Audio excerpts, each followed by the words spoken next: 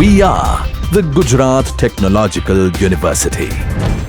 Since its inception over a decade ago, GTU has been empowering young and curating minds to realize their true potential. Over 4 lakh inspired students are enrolled with one of the premier academic universities in India. With more than 450 affiliated colleges in its fold operating across 5 zones of the state, GTU, the International Innovative University, your place to move forward.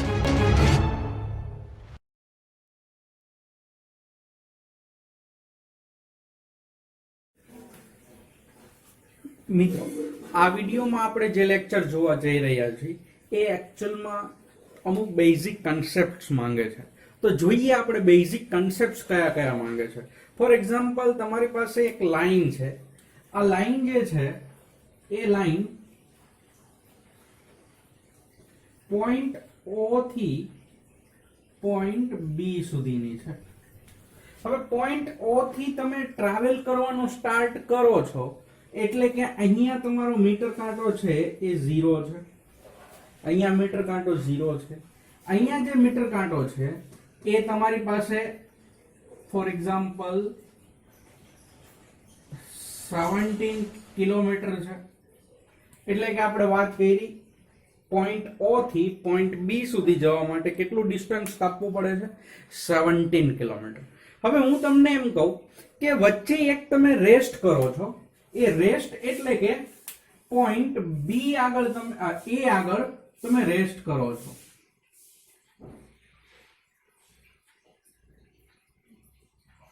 તો point O થી A સુધીનું distance છે એ 5 kilometre હોય. તો હવે તમને એમ કહું કે પોઈન્ટ B થી પોઈન્ટ A સુધીનું ડિસ્ટન્સ કેટલું થાય? એટલે કે હું આ ડિસ્ટન્સની વાત કરું છું મિત્રો. આ ડિસ્ટન્સ જે છે પોઈન્ટ A થી પોઈન્ટ B સુધીનું કેટલું થાય? તો આપણે એના માટે શું કરશું? તો કે પોઈન્ટ B નું જે ડિસ્ટન્સ છે 17 કિલોમીટર માઈનસ પોઈન્ટ A નું જે ડિસ્ટન્સ છે એ બાદ કરશું એટલે ફાઇનલ આન્સર આવશે 12. એટલે આપણે શું કરીએ છીએ?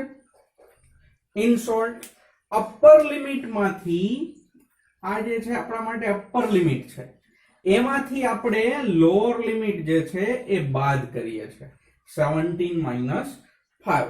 એટલે આટલો તો કન્સેપ્ટ ક્લિયર છે કે પોઈન્ટ A થી B નું ડિસ્ટન્સ મેળવવું છે તો શું કરશું? Point B minus point A એટલે કે upper limit minus lower limit. હવે આપણે જોઈએ તો એ પછીના ટોપિકમાં આપણા માટે ફંક્શનનો બેઝિક કન્સેપ્ટ છે. ફંક્શનમાં 2 પ્રકારના ફંક્શન આપણે જોવાના છે. એક ફંક્શન છે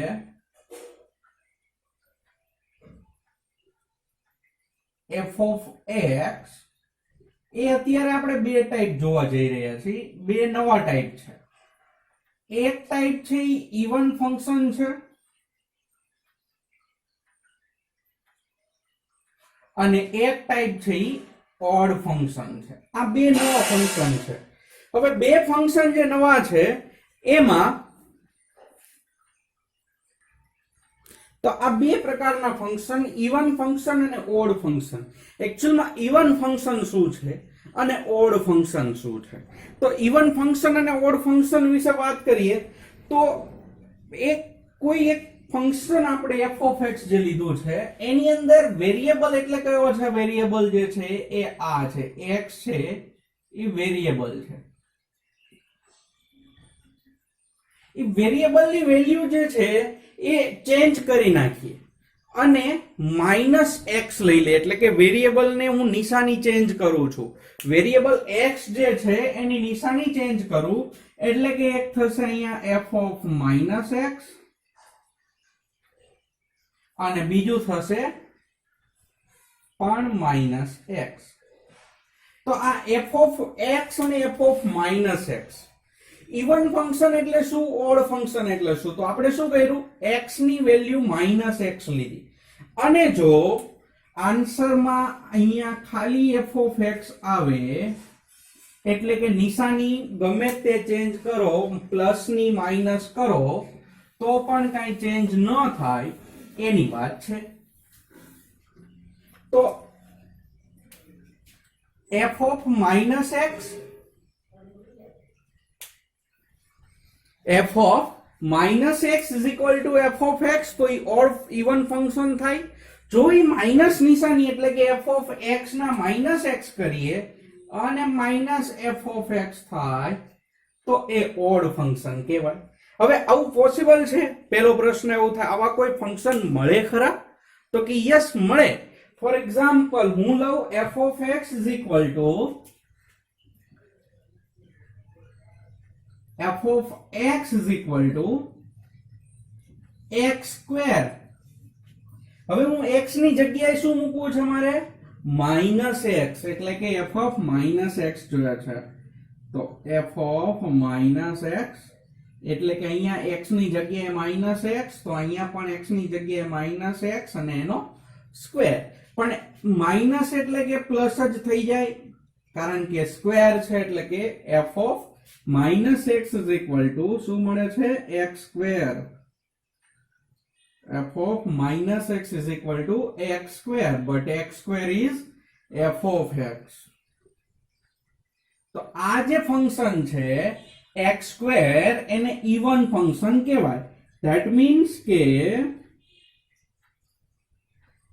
f of x is even.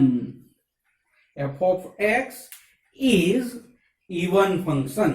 now odd function આપણે ચેક કરીએ. હજુ એક એક્ઝામ્પલ જોઈએ even function નું. તો odd function પછી જોઈએ. તો આ f of x even છે. હવે બીજું એક્ઝામ્પલ જોઈએ અને આગળ વધીએ.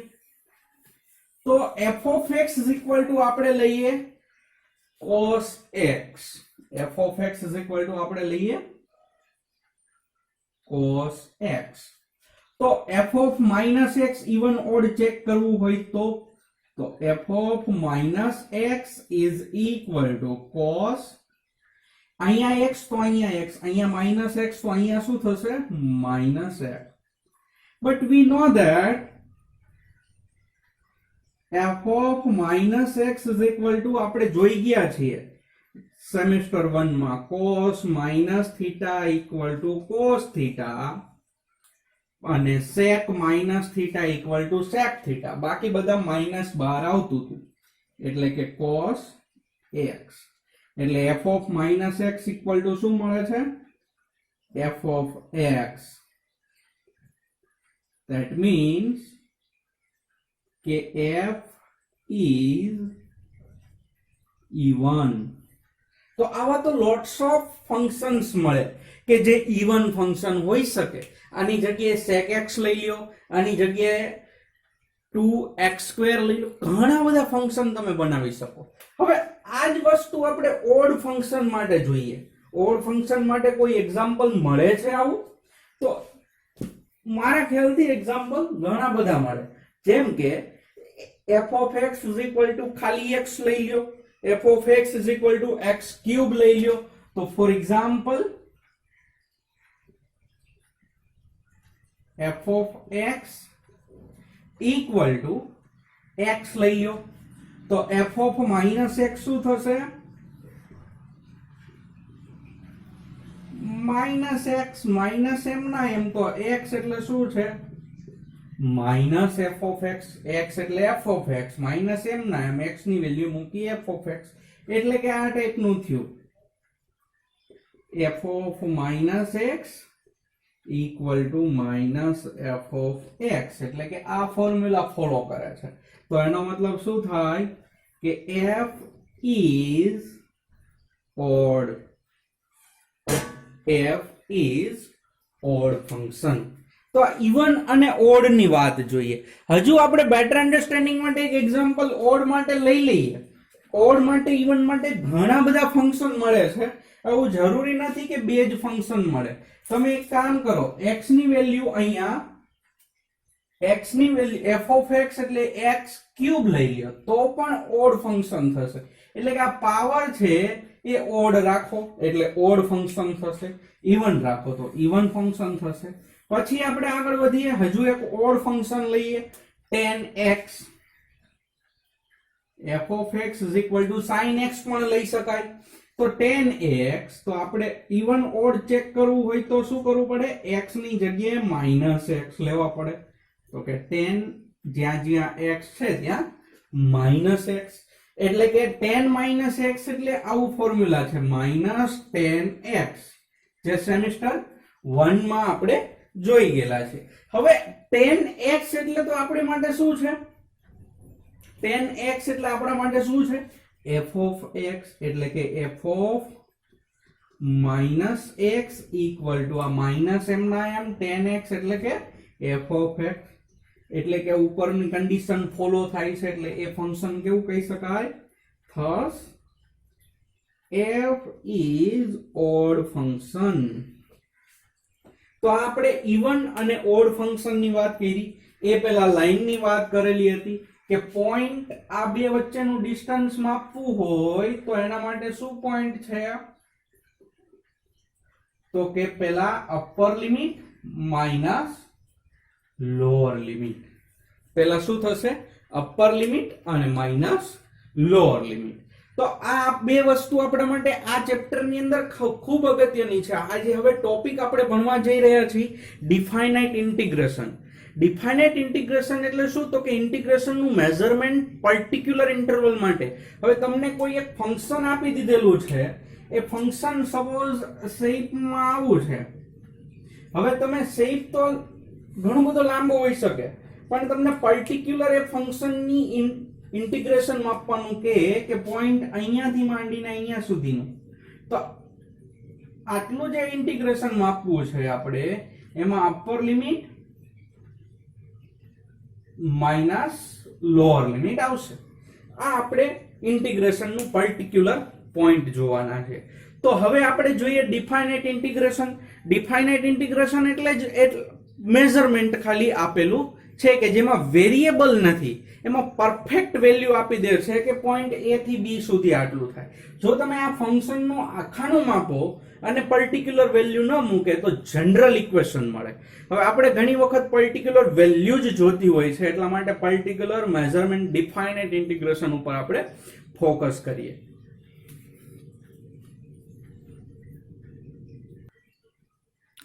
તો આપણે જોઈએ ડિફાઇનાઇટ ઇન્ટિગ્રેશન. ડિફાઇનાઇટ ઇન્ટિગ્રેશન એટલે શું? તો કે કોઈ ફંક્શન છે, ફોર એક્ઝામ્પલ મારી પાસે એને આપણે ફોર્મ્યુલા વાઇઝ આપણે આગળ વધીએ. તો ડિફાઇનાઇટ ઇન્ટિગ્રેશન શીખતા પહેલા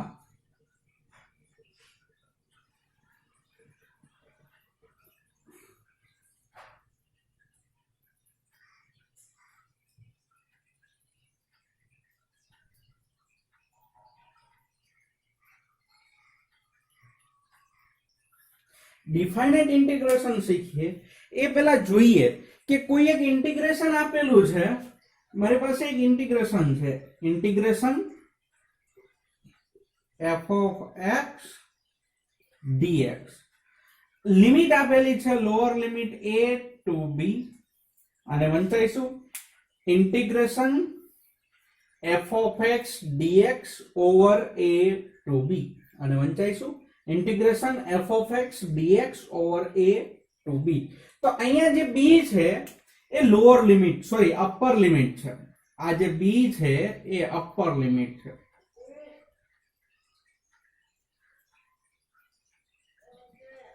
અને a જે છે એ લોઅર લિમિટ છે. લિમિટ એટલે કે આપણે જે પહેલા ચેપ્ટરમાં શીખી ગયા ચેપ્ટર 2 માં એ નહીં, પણ કોઈ ફંક્શન છે, એ ફંક્શનની મેક્સિમમ રેન્જ આ ફંક્શન છે, તો અહીંથી આટલું ઇન્ટિગ્રેશન માપવું છે, તો આ છે એ અપર લિમિટ છે, આ છે એ લોઅર લિમિટ છે. આ સેન્સમાં આપણે વાત કરીએ છીએ. તો એક અપર લિમિટ છે, એક શું છે? લોઅર લિમિટ છે. બીજું, આના આન્સરમાં ક્યાંય કોન્સ્ટન્ટ આવશે નહીં. આના આન્સરની અંદર ક્યાંય આપણે કોન્સ્ટન્ટ જોઈશું નહીં. શા માટે? તો એક એક્ઝામ્પલ લઈ અને આગળ વધીએ. એ પહેલા અપર લિમિટ અને લોઅર લિમિટ આપેલી હોય તો ફાઇનલ આન્સર મળે એમાં પહેલા અપર લિમિટ મૂકવાની અને પછી લોઅર લિમિટ મૂકવાની.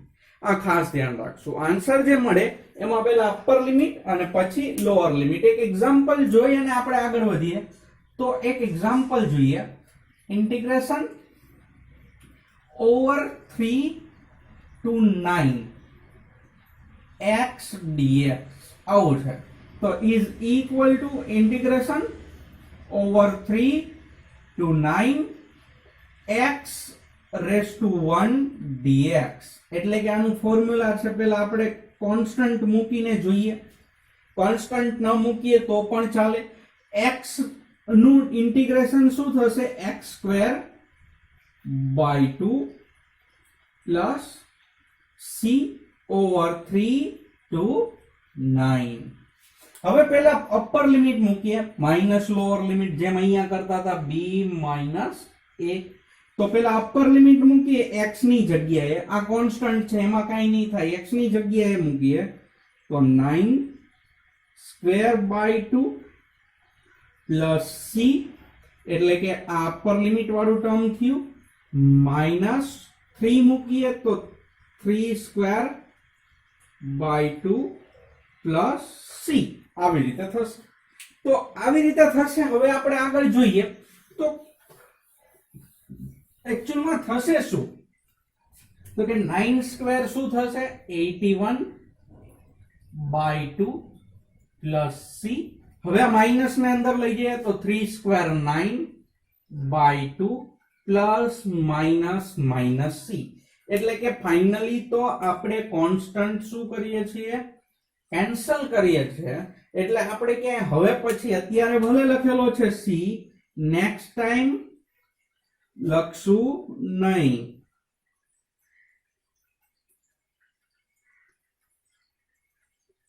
નેક્સ્ટ ટાઈમ આપણે લખશું નહીં. તો હવે આ જે ફાઇનલ આન્સર આવે છે એ શું આવે છે? 81 માઇનસ 9 બાય 2. આ જે આન્સર છે એ આપણો આન્સર કે જેમાં ક્યાંય c નથી આવતો, જેમાં ક્યાંય વેરિયેબલ પણ નથી આવતો, જેમાં ફાઇનલ અને ફાઇનલ આન્સર ઓનલી કોન્સ્ટન્ટ ઓર જે રેન્જની અંદર આપણે જોઈએ છે, જે એક્ઝેક્ટલી રેન્જ છે 3 થી 9 વચ્ચેની એ જોઈએ છે, એ એક્ઝેક્ટ આન્સર આવે છે. એટલે કે તમને diplomatic answer final general answer નથી આપતો.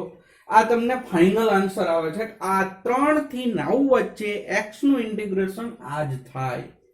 એક્ઝેક્ટલી આ આન્સર આપે. તો આ ડિફાઇનાઇટ ઇન્ટિગ્રેશનનો ફાયદો છે. બીજું, ભવિષ્યમાં ક્યાંય એન્જિનિયરિંગમાં ઇન્ટિગ્રેશનની જરૂર પડે એટલે ડિફાઇનાઇટ ઇન્ટિગ્રેશન વધારે યુઝ કરવામાં આવે છે, કારણ કે એની રેન્જ ફિક્સ હોય છે, તેમાં જનરલ જોતું નથી હોતું. તો આપણે આના થોડાક રૂલ્સ જોઈએ, નોર્મ્સ જોઈએ, એક્ઝામ્પલ્સ જોઈએ અને એમ કરતા આગળ વધીએ. તો આપણે જોઈએ અમુક બેઝિક ફોર્મ્યુલા. તો ઇન્ટિગ્રેશન જે છે એ એક ફંક્શન ઉપર આપણે ચેક કરતા જઈએ. તો integration over a to a f of x dx equal to answer શું આવશે? 0. કારણ કે તમને કોઈ એક પોઈન્ટ આપી દીધેલો છે એટલે કે એમાં i નું ઇન્ટિગ્રેશન માપવું હોય તો શું થાય? 0. કારણ કે પાર્ટિકલ છે મૂવમેન્ટ જ નથી કરતો, એનું પ્લેસ જ નથી બદલતો, તો ઇન્ટિગ્રેશન કેવી રીતે મળે? કારણ કે એનું ડિસ્ટન્સ જ 0 છે. હવે આપણે આગળ વધીએ તો બીજા ફોર્મ્યુલા તરફ જોઈએ. તો બીજું ફોર્મ્યુલા આવું કે છે, integration over a to b f of x dx. હવે તમને કહું વેરિયેબલ બદલી નાખું, વેરિયેબલ x છે એનો t કરી નાખું, તો કઈ ફેર પડશે? તો મારા ખ્યાલથી કઈ ફેર પડશે નહીં. કારણ કે અહીંયા વેરિયેબલ બદલવાથી ફેર એટલા માટે નથી પડતો કે આનો જે ફાઇનલ આન્સર આવે છે એ કોન્સ્ટન્ટ આવે છે ને શેના ઉપર ડિપેન્ડ હોય છે? ફંક્શન તો સેમ રાખીએ છે, વેરિયેબલ બદલીએ છે, બાકી ડિપેન્ડ તો એની લિમિટ ઉપર હોય છે. તો આવી રીતે આ બે ફોર્મ્યુલા જોઈએ. હવે ત્રીજું ફોર્મ્યુલા જોઈએ, અને ત્રીજું ફોર્મ્યુલા કંઈક આવું છે, integration a to b f of x dx. હવે હું લિમિટ ઇન્ટરચેન્જ કરું, a અને b ને બદલાવું, એટલે કે b થી a f of x dx. તો આગળ માઇનસ આવશે. કેમ? કેમ કે a પોઈન્ટ છે આગળ 5 છે, b પોઈન્ટ આગળ છે એ 7 છે, તો b માઇનસ a એટલે કે 2, પણ a માઇનસ b શું થશે? -2. એટલા માટે મેં માઇનસ લખેલા છે. પછી આપણે આગળ જોઈએ તો હવે ઇવન ફંક્શન અને ઓડ ફંક્શન ઉપર જઈએ. તો ઇવન ફંક્શન સોરી એક પોઈન્ટ લઈએ. ઇફ એક પોઈન્ટ a છે, એનાથી મોટો પોઈન્ટ c છે, એનાથી મોટો પોઈન્ટ b છે, એટલે કે હું આવી વાત કરું છું, a b અને c આવી રીતે. તો આમાં integration over a to b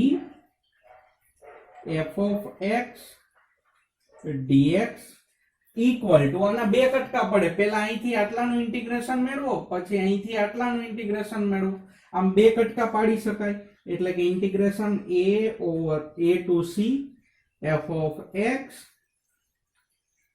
dx plus integration c થી b f of x dx. એટલે કે આ તમે એક પોઈન્ટ પાડીને પણ કરી શકો છો. હવે આપણે આગળ ફોર્મ્યુલા જોઈએ તો ઇવન અને ઓડ ફંક્શન ઉપર છે. હવે કોઈ એક કન્ટિન્યુઅસ ફંક્શન આપેલું છે, કોઈ કન્ટિન્યુઅસ ફંક્શન આપેલું છે, એટલે કે આ ટાઈપનું ફંક્શન છે.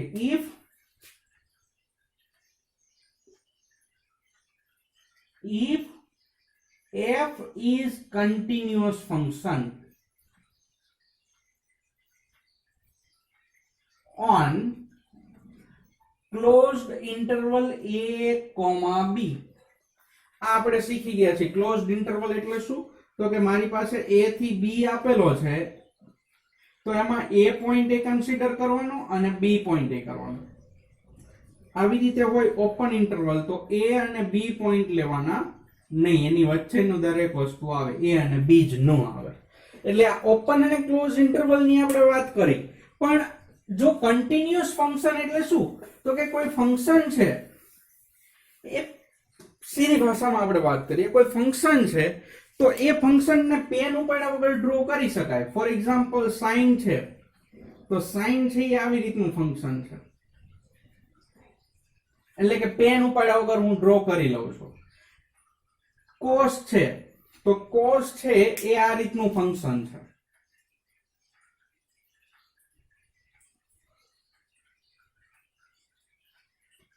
તો આમાં પણ હું પેન ઉપાડ્યા વગર ડ્રો કરી લઉં છું. પણ આ જગ્યાએ હું સેક ફંક્શન ની વાત કરું, સેક ફંક્શન ની વાત કરું તો કેવી રીતે થાય? તો કે એક પાર્ટ આમ આવે, બીજો પાર્ટ આમ આવે, ત્રીજો પાર્ટ આમ આવે, એટલે પેન મારે ઉપાડવી જ પડે છે. તો આ જે છે એ કન્ટિન્યુઅસ નથી. પણ જે સાઇન અને કોસ છે એ પેન ઉપાડ્યા વગર ડ્રો કરી શકાતા હતા, તો એ કન્ટિન્યુઅસ ફંક્શન હતી. આપણે સીધી સમજ લઈએ, મેથેમેટિકલ પછી હવે જ્યારે જરૂર પડશે ત્યારે લેશું.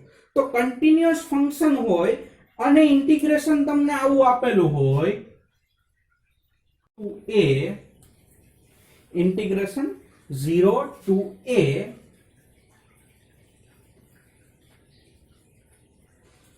f of x dx.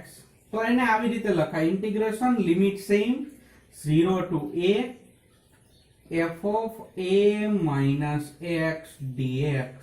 Continuous function હોય તોની વાત છે. એટલે કે કન્ટિન્યુઅસ ફંક્શન છે તો f of integration over 0 to a f of x dx equal to upper limit minus variable, એટલે કે a માઇનસ x લખીએ છીએ, વધારે આપણે કંઈ લખતા નથી. તો આ આપણે કન્ટિન્યુઅસ ફંક્શન ની વાત થઈ. હવે ઇવન ફંક્શન હોય, કન્ટિન્યુઅસ પણ હોય અને ઇવન પણ હોય. એટલે કે if f is continuous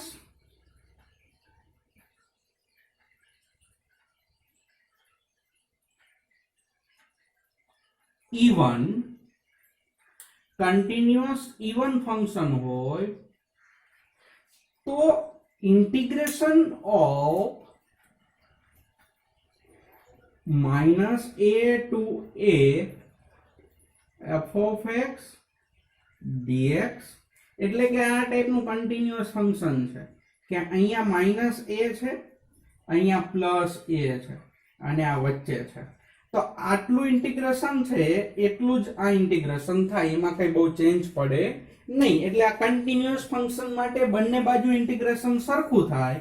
પણ તો પછી સરખું થાય તો આપણે આવી વાત કરીએ છીએ, આ પ્રકારનું કન્ટિન્યુઅસ ફંક્શન છે, એમાં -a છે, આ છે +a છે, આટલું જ ઇન્ટિગ્રેશન છે એ આ બાજુ થાય. તો એનો મતલબ આવો કહું કે ઇન્ટિગ્રેશન ઓવર 0 થી a એટલે કે આટલું ઇન્ટિગ્રેશન આ 0 થી a is equal f of x dx એટલું જ આ થાય, એટલે કે 2 ટાઈમ્સ ની વાત છે. એટલે ઇન્ટિગ્રેશન ઓવર